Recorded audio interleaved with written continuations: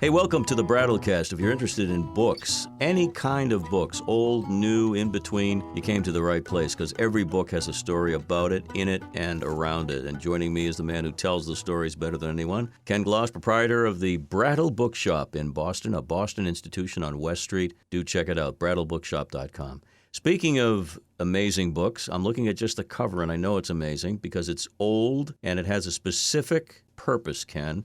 What is it? Well, what it is I got a collection of books in recently, and a lot of people like touring. They like going out. Now, and they've done this pilgrimages back in medieval times. But this one is from about 1910, 1912, and it's New England Highways and Byways from a motorcar. Not a car, but a motor car. A motor car. And in the cover, it shows a nice lake. It has some what might be either elm or maple trees, beautiful blue sky, and then this looks like a Packard or a LaSalle. I assure you that probably a chauffeur is driving the car. That looks like a stately vehicle, yes. Very stately vehicle. But with the advent of the motor car, the automobile, and the advent of roads starting to be made for them, the tourist industry built up tremendously. And these type of books, in the collection we got, is not only New England, but it can be cross-country, it can be Europe, it can be the West. Now, tourism of the United States in the West was really, really built up right around the Civil War and after the Civil War. And it was built up by the railroads. The railroads were starting to branch out, go west. After the war, there was a big economic boom. And then they started finding places like the Grand Canyon, Yellowstone, Yosemite, because they wanted, and they were building hotels, and they were building a whole community around these tourist sites with the major idea of, well, you're going to get on the train to get there, and that would boost their business, along with building the rails to get out, which also had a tremendous commercial. And that led to Western expansion. It led to Western expansion, but the railroads, they did these beautiful posters for the West. They did a lot of tourist and travel books, but the idea was to build up their business. The automobile comes along. Henry Ford comes out with an affordable, price range. You also had the Packards and LaSalles. But the main thing is they started building highways so that you could get out to these things. So rather than taking the train, there were cars going out. Now, one of the interesting things, one of the first highways across the country was called the Lincoln Highway. It was built up in 1912 to about, 1915 and so on. And one of the first books about cross-country travel in an automobile. And this was a real ordeal. I mean, a lot of the stretches were still unpaved. If you broke down with a flat tire, it wasn't like there was a station at every corner. Or AAA wasn't exactly if you had to get towed, the horse and buggy would come out, and they'd figure out how to get towed.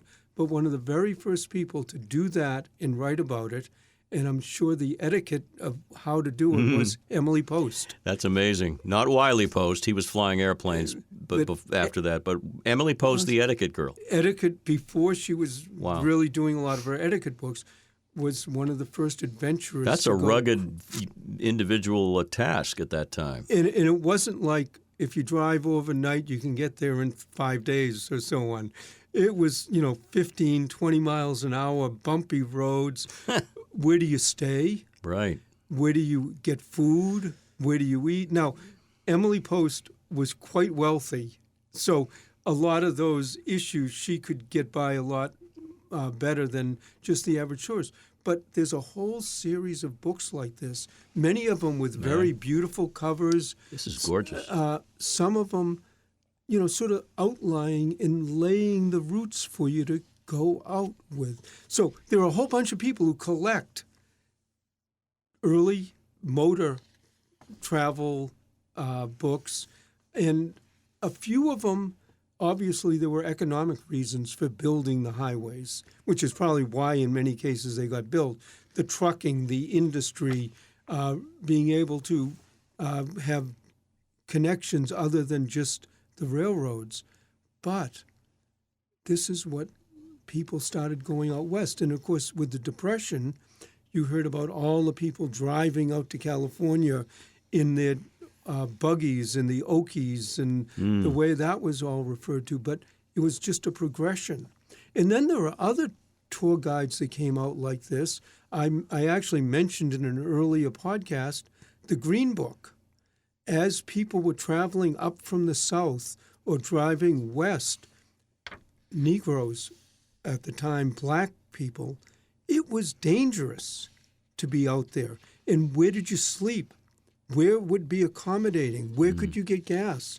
There's a famous book called The Green Book that was done in basically the safe places to stay. That has become a highly, highly collectible.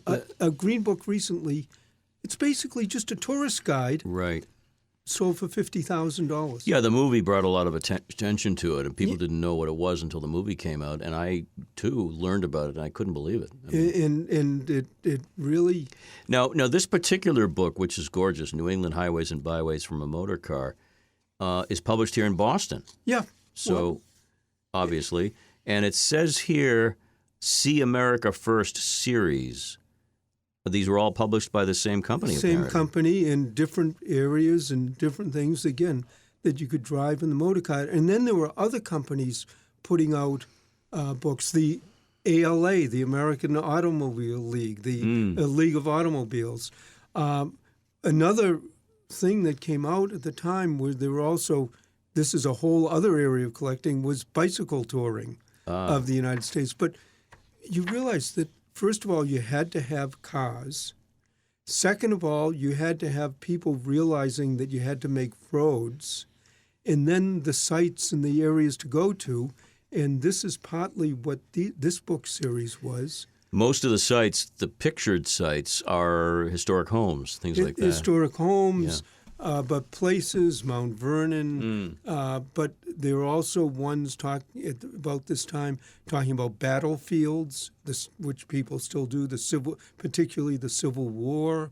But and then you had all of the national parks, which is one of the reasons. The first one, which was Yellowstone, was in 1860s, Grant.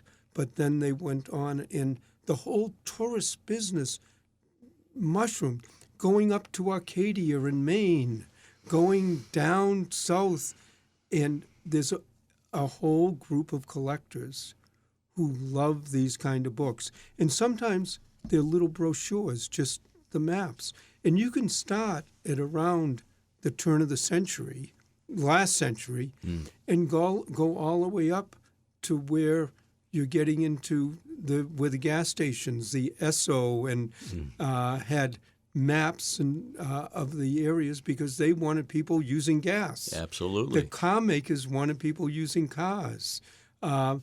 Probably the railroads fell off a little, and of course some people will rue the fact that we don't have a better rail system. But one of the things about the United States, it's huge. It's true. You talk about highway system. It wasn't until the 50s when the Eisenhower administration sort of revolutionized it. But back then, there were a lot of byways rather than highways, right? Small, two-lane roads that would cut through states. Well, I travel a lot with the Antiques Roadshow. One of the things I usually do when we're going to a city, I look up and I Google scenic byways. Yeah. And they're still there, and they're still beautiful. And every once in a while, do you ever take the Boston Post Road as opposed to Route 2? Let's say we were talking local geography here. Boston Post, occasionally. Just to change it up a little bit. Or I'll tell you quite honestly, if I'm driving south to Washington, I don't take Route 1. Because although I appreciate all of the local things that are on there, a trip that could take 8 hours could take 8 days. Yes. If you get into the traffic. That's true. But it's really sort of, there are so many areas of collecting in this field, and there's so much fun. I was recently in Alaska, and they built the highways in Alaska right around World War II. And the reason they built them is, first of all, for commerce, getting from one city to the other. The roads to Fairbanks were only built relatively recently, the last 50 or 60 years. But one of the main reasons for building roads north into Alaska was during World War II. They wanted the commerce, but they also wanted to help supply Russia with planes. And the closest place to get planes over was Alaska to Russia because you had the Japanese. So a lot of the roads were built because of war, of national security. The Eisenhower, one of the things that he wanted built when we built these highways was the industry of the United States, which a lot of that industry was the war business, but it was also the security of the country. Interesting. So it's a whole field of collecting. It's fascinating. I love it. I particularly like the old books with beautiful covers, but the artwork, almost any period, because the artists who were illustrating these were trying to get you to go. So they tried to It was a marketing image. tool as much as anything. And, today we have all kinds of apps in our cars and on our phones, but there's nothing that replaces the beauty. And the text, I was just reading through some of the text, very well written. Oh, absolutely. And so one little collection of books come in, and all of a sudden you're talking about the history of travel in the United States. But the travel is still there. You might do it a little bit differently. You might get out on the roads. Those scenic byways are still there. You might not be driving in a LaSalle or a Model T. It'll get you. The cars nowadays will be a little more comfortable, but and maybe a little safer possibly. But it's still a lot of fun. Well, likely they didn't have air conditioning back then. You just opened the roof up or whatever. Well, that was the air conditioning. The problem is when you open the roof like that, is if it rained, you got a shower while you were doing it. You got a free shower, absolutely. Well, that's another tour through the land of magical books of all kinds, collections of all kinds. Ken, as always, thank you so much. If people want to reach you, they can go to brattlebookshop.com and then absolutely. And if you have a collection like this or want to build one, not only do we have it right now, but I know other people who do, and we can help you build collections. Sounds great. And thank you, folks, for tuning in and telling a friend about the Brattlecast. It's always good to remind people you can subscribe and download, rate, and review. We'll see you next time. Take care.